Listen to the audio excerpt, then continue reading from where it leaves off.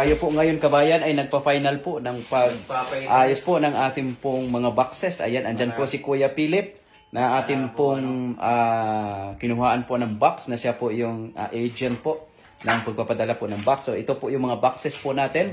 So maraming salamat po sa inyo pong pag-support.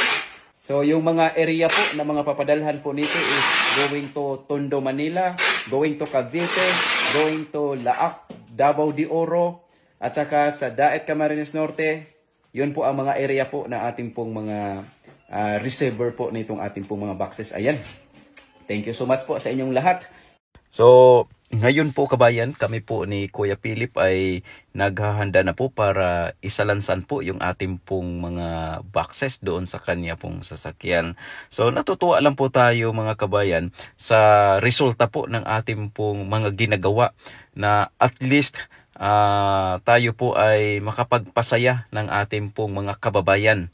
Lalo't higit ito po ay timing na makarating po sa Pilipinas ng December. So ako po ay talagang lubos na nagpapasalamat sa ating pong mga sponsors na talagang sila po ay willing na tumulong po sa atin.